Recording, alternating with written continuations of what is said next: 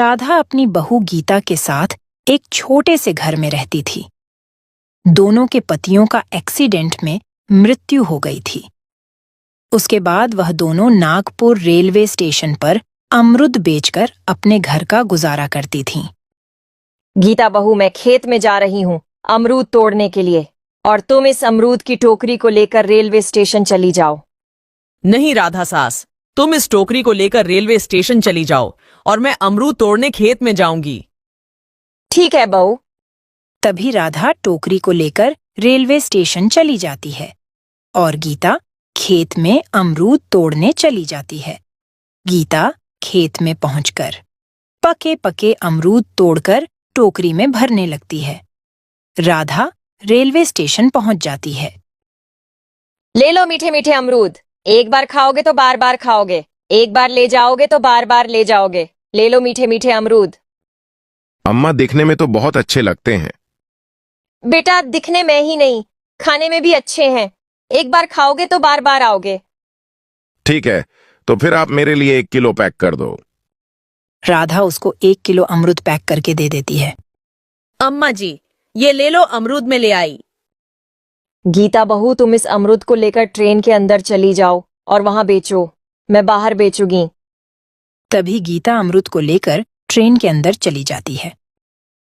ले लो खट्टे मीठे अमरूद, एक बार खाओगे तो बार बार खाओगे, एक बार ले जाओगे तो बार बार ले जाओगे।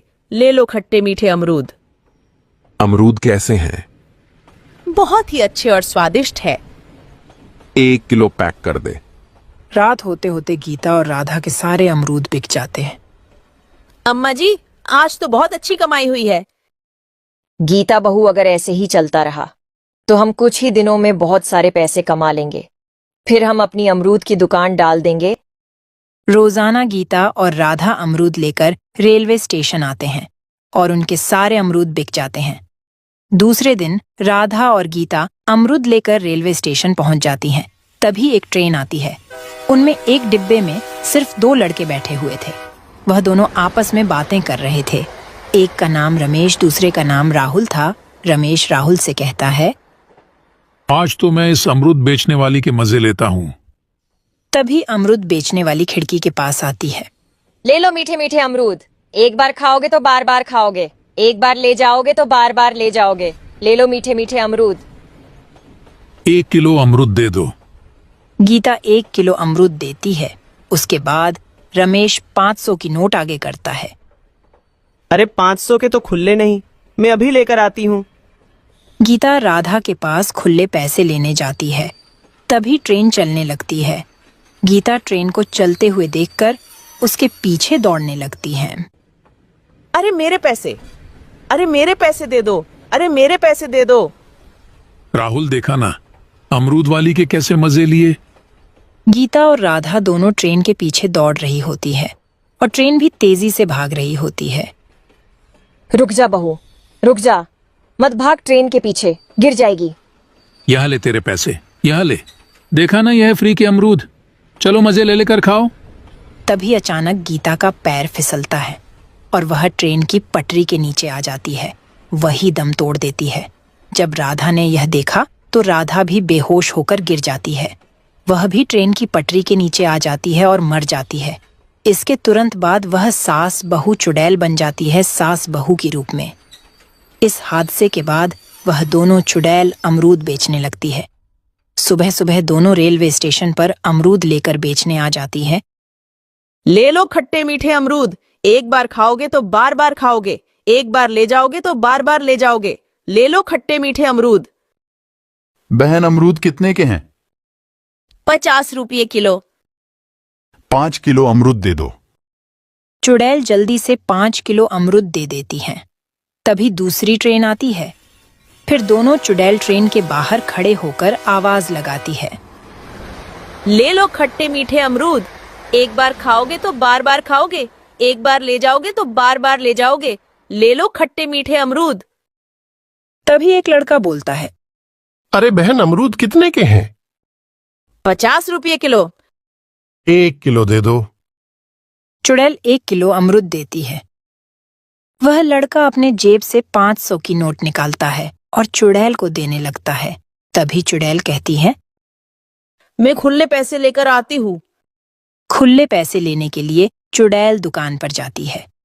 तभी ट्रेन चलने लगती है। तो चुड़ैल उड़कर उसे ट्रेन के डिब्बे में चली जाती है और उस आदमी को गले से पकड़ती है, फिर गला काट देती है और उनके पास से पैसे भी ले लेती है। जो लोग भी पैसे नहीं देते, उनके साथ चुड़ैल ऐसा ही करती है। नागपुर रेलवे स्टेशन की यह बात हर जगह मशहूर हो जाती है।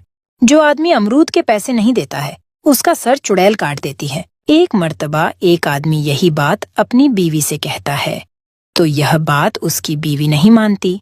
उसको दिखाने के लिए वह दोनों ट्रेन का सफर करते हैं। जब नागपुर स्टेशन आता है, ट्रेन रुकती है। वह दो मियाँ बीवी ट्रेन से उतरकर नीचे आते। तभी दो औरतें अमरूद बेच रही होती हैं। लो खट्टे मीठे अमरूद, एक बार खाओगे तो बार बार खाओगे, एक बार ले जाओगे तो बार बार ले जाओगे। ले लो खट्टे मीठे अमरूद। 1 किलो अमृत की कीमत कितनी है? 50 रुपये किलो। 2 किलो अमरूद दे दो। चुड़ैल 2 किलो अमरूद जल्दी से दे देती है। उसके बाद लड़का कहता है, अरे बहन, मैं अपना वॉलेट ट्रेन में भूल कर आया हूं, अभी मैं लेकर आता हूं। जैसे ही मियाँ बीवी ट्रेन की तरफ जाने लगते हैं, तो वो दोनों औरतें चुड़ैल बनकर आने लगीं। जैसे ही लड़के ने पीछे देखा, तो डर गया। लो ये आपके पैसे, मैंने झूठ बोला था। चुड़ैल पैसों को ले लेती है और कहती है, तुमने झूठ क्यों बोला था? मैं सिर्फ यह जानना चाहता था कि तुम लोगों के बारे में जो लोग बोलते हैं, क्या वह सच है या झूठ, इसलिए मैंने यह नाटक किया। अगर आप पैसा ना देते तो मैं आपको जिंदा ना छोड़ती। मैं यह जानना चाहता था कि तुम लोगों के साथ क्या हुआ है कि तुम लोग ऐसे बन गए। इस आदमी के कहने पर राधा कहती है, सुनो बेटा, हम दोनों यहाँ रोजाना अमरूद बेचते थे। एक दिन एक ट्रेन आती है, उनमें 2 लड़के बैठे हुए थे। किलो अमरूद ली, उसके बाद 500 की नोट देने लगे। तभी मेरी बहू ने पैसे नहीं लिए और खुले पैसे लेने के लिए मेरे पास आने लगी। तभी ट्रेन चलने लगी।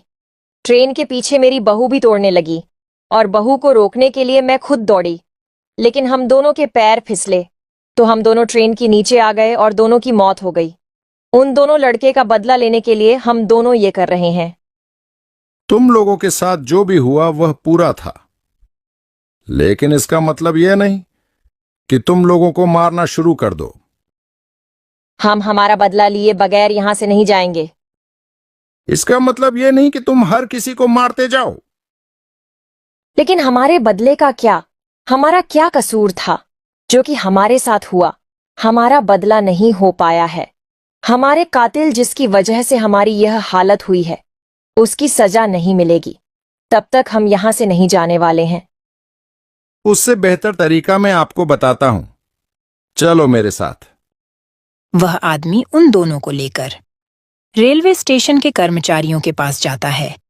वहां पर बैठे हुए सर से इन दोनों के बारे में पूरी बात बताता है और कहता है, तुम सीसीटीवी फुटेज निकालो।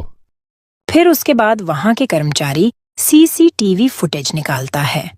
फिर सीसीटीवी फुटेज पुलिस के हवाले किए जाते हैं। पुलिस उन दोनों को पकड़कर लाती है और उनके पास से पैसे भी ले लेती है। फिर उन दोनों को मार दिया जाता है।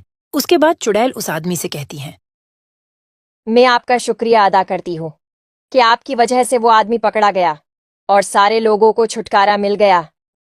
इतना कहकर चुड़ैल वहां से गायब हो जाती है। उसके बाद नागपुर के रेलवे स्टेशन के सारे कर्मचारी जमा होते हैं और उस आदमी का शुक्रिया अदा करते हैं। आपने हमको एक बहुत बड़ी मुसीबत से छुटकारा दिया, जिससे हम और सारे लोग परेशान थे।